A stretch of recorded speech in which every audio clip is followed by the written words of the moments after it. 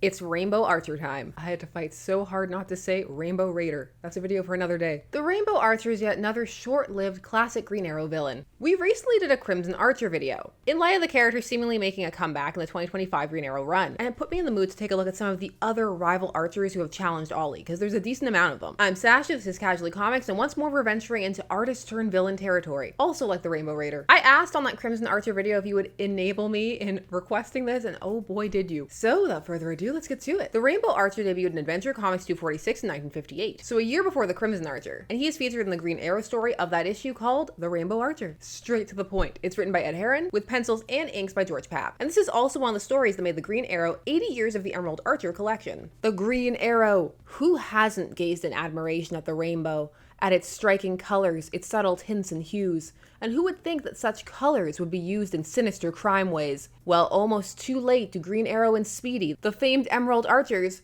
that's not the color Speedy is wearing, learn that the spectrum offers far more mystery than magnificence when they encounter the color crimes of the Rainbow Archer. There's a nice touch that there's no green in that rainbow, for the Rainbow Archer hates green. He loves all other colors except that one. Also, another nice detail, the narration was inside a painter's palette. It's cute. Now we waste no time in identifying our villain. It's Albrecht Rains. He is an artist. They don't elaborate on whether or not he is a good one or not though, and so it haunts me. Now being an artist is his day job, and he has some laments, rather gripes, because they're pretty aggressive. And that's that his job, which appears to be portraiture, it doesn't afford him the lavish lifestyle that he wants. He says that if he had to rely on it, he'd be in rags. So he has a side hustle, and that side hustle is making counterfeit money. That way he can still use his skill set. But at night, Rains does a completely different sort of artwork.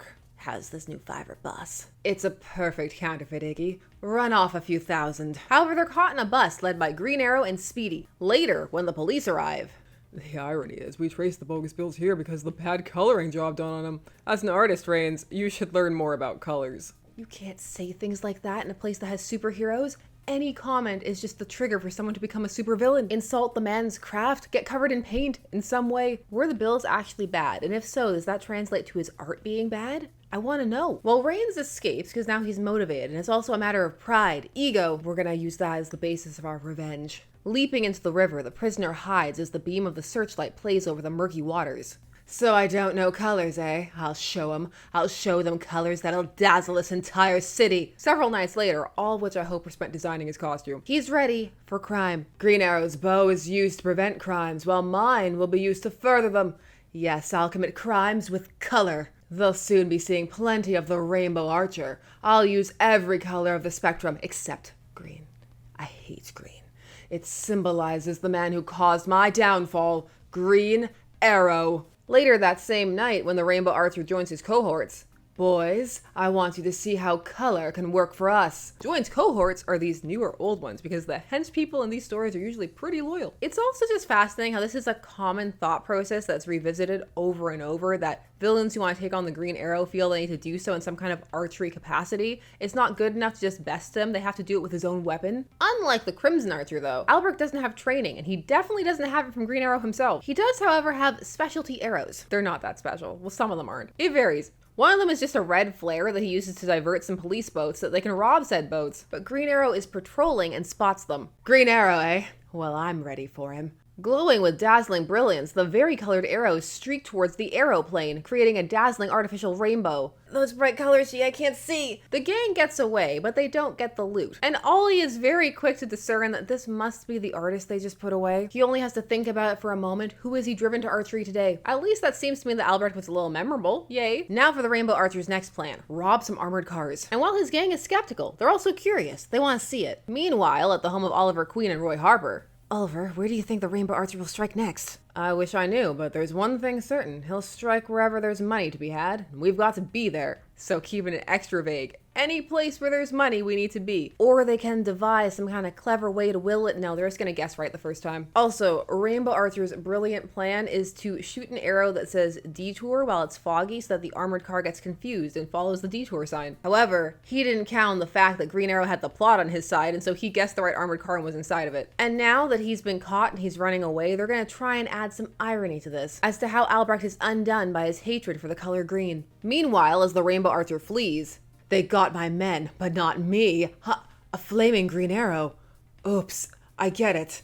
Green Arrow's up on the roof, pointing at my position to the cops with his flaming arrows. But I've gotten out. I'll fire a green arrow in another direction and lure them off. Wait a minute. I vowed never to fire a green arrow, and like a fool, I never prepared one. If I had a green arrow, I could save myself. I'm trapped by my own hatred of Green Arrow. Really, it's more trapped by incredibly poor planning. There's a reason the great supervillains plot and brood for years. You gotta think about the contingencies. Just taking a couple of nights and coming out with a costume and some not the best arrows, it was not the greatest plan. But hold on, Green Arrow is here to rub some salt in the wound. Suddenly, a sing-song of twanging bows is heard from above, and no rainbow is complete without the color green. Hey, Speedy? Right, GA, and I can't think of a better time to add the green touch. Later on, come to think of it, the green color of the counterfeit bills trapped rains once before, and now Green Arrows did it. He looks so sad, and I do really like to imagine that's the same cop come to taunt him again. I am intrigued by the idea that Albrecht is just simply a poor criminal, poorly made counterfeit bills, haphazard plots, but still, was he a good or a bad artist? You could do some interesting stories either way, and inquiring minds want to know. He could be a good artist who can't make ends meet, as he said, or just can't live the life he wants / feels entitled to, but at the same time he has no affinity for crime. Or he could be a poor artist, then you could have the whole thing of maybe he's just in entirely the wrong profession. Either way now, his reputation is ruined. Now the Rainbow Archer is credited to 3 appearances, but one is a reprint, so really it's only 2. Time recording. And our second one is going to take us from the Silver Age to the Bronze. We're going to World's Finest 244 from 1977, and the second story. At the time, there were multiple stories inside the magazine, 5, and it was 80 pages. While Green Arrow was running in World's Finest at the time, it's not his story we have to go to, but the Black Canary story. The story Rainbows of Doom, written by Jack C. Harris, with pencils by Michael Netzer and inks by Terry Austin. This one is told in first person by Black Canary. She's kind of doing a bit of a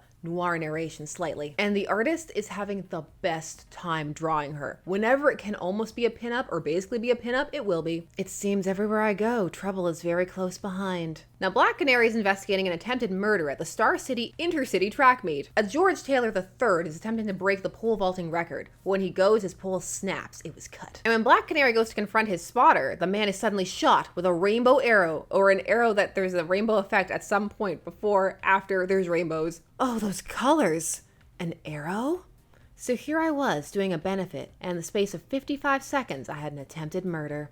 And a second attempt that succeeded, under unusual and hauntingly familiar circumstances. Whoever shot this had to have been an expert to hit from such a distance. It couldn't be. It's 1977 and the story's already like, Ollie? Question mark. 1977 also means that we're in the commentary or more social commentary phase of DC. It goes in and out. It always has and always will. But with the loosening of the comics code in 1971, there was a period where there was a bit more of a boon of realistic type stories, or stories that would try and incorporate some more real world issues. And as mentioned, while that goes in and out and it varies from character to character, for some it really stuck with them, and Green Arrow is one of them, and then sometimes that bleeds into characters who are often seen with him. All of this is me putting off the fact that when Black Canary gets to him, he is not nice to her. Me? I know nothing about a murder at Star Arena. I didn't say that, Oliver. I love the big lug. But why though? But boy, can he be bullheaded. It's just that you're the expert on archery and archers. Who could have made such a shot all the way from the stands to the exit tunnel? You see, he also kind of assumed that he was being accused there. He jumped right on that, defensive. Not this time, but who could it be? All he has to think about it, he has choices. Well, I could, and Speedy. Maybe the Blue Bowman? No, I read where he died. Thanks, editor's note. Blue Bowman was also the name they gave the evil Green Arrow counterpart in the Owlman episodes of Brave and the Bold, where they went to the evil Earth. What's this device at the tip behind the arrowhead? I don't know, but it threw out a rainbow of colors when it struck. Oh my goodness, maybe lead with that next time. That's it, my old foe, the Rainbow Archer. Last seen in a fairly recent reprint. Maybe that's why he gets a mention, not the Crimson Archer. But what is the Rainbow Archer's game? He's back, and so what are we gonna do with him? Has he overcome his hatred of the color green? Well, this time he's hired help. He's been hired by this story's main mystery villain at this point in this story to take out this pole vaulter to intimidate his newspaper owning father, because the newspaper backed a candidate that this villain didn't like. This nice updated version of the Silver Age costume and increased acknowledgement of his rival Robin Hood facial hair for naught. He's just there to be hired help, and his rainbowness just seems to be so that he's easy to identify. As for Black Canary, she's gonna go undercover at this event because the contestant won't pull out. Now, the vetting process that they put in place to keep this event safe is not the best, because while they investigate people coming in, they don't do an investigation of any of the people who were already there. Although if you look at the Rainbow Archer's panels, it does make it sound like he needs to get in still. The denouement is not the tightest. They're running out of time. But we all made a foolish mistake. We checked everyone coming in, but no one who was already there. But before I realized we'd overlooked the game's participants, it was almost too late. Hey, so he's good enough now to enter an event. Good for him. However, thankfully for everybody involved, he's not that good, so he still misses his target. And that means it's time for Black Canary to leap into action and provide one of my favorite panels of this story. The Rainbow Archer failed, but that didn't mean I'd let him get away. This isn't in my routine, but it was getting hot wearing 2 wigs anyway. 2 wigs. Respect. A wig on top of a wig. This is still the era Black Canary was rocking a wig over her black hair. Throwing the javelin isn't my sport, but the archer's on the run. Only I can reach him. Ka-thunk!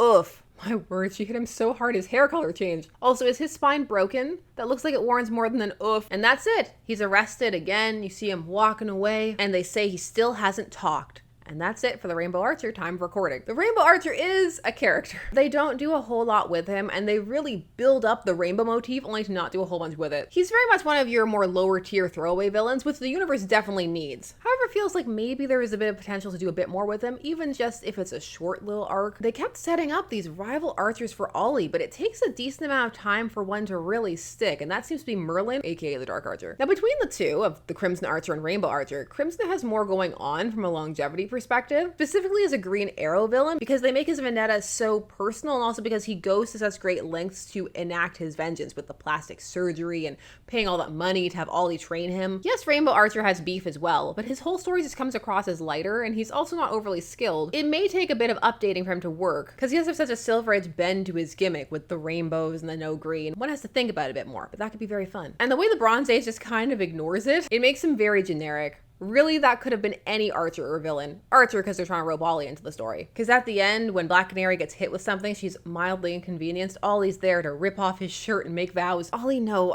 I'm okay. It came from across the stadium.